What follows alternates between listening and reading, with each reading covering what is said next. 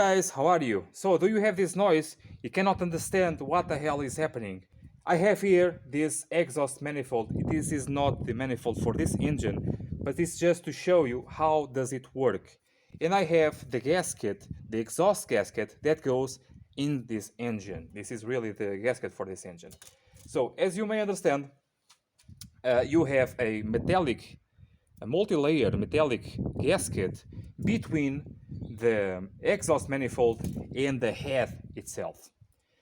As the air is rushing by through the gasket, the air passing through these layers creates the noise that you just hear right there.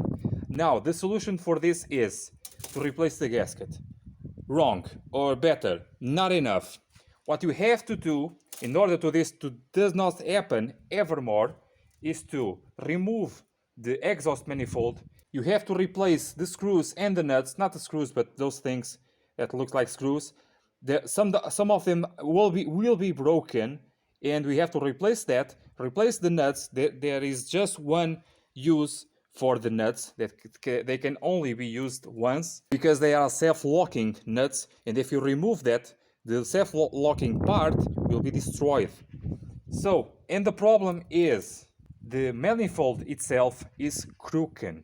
That is why it broke the studs. It breaks the studs off the head. If you replace the studs, the nuts, the gasket, and if you don't resurface the exhaust manifold, you will break again the studs, again and again and again and again. In this engine, the 2.4 liter engine, you have to remove the engine outside the compartment. So be very careful when doing this job. You really have to resurface very well your exhaust manifold.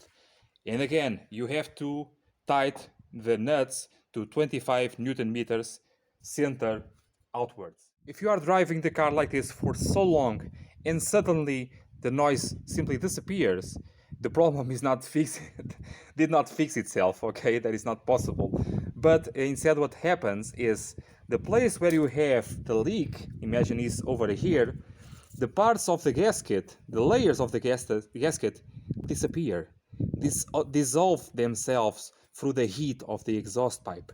And then you have a lot of heat, even more heat escaping to your wiring harness, to your piping, to your intake piping, power steering, whatever. I'm seeing here so many things that can be affected by this very not normal, but very common problem to happen on 2.4 liter engines, 1.9, on Alfa 159, 156, all multi-jet engines that have 4 valves per cylinder.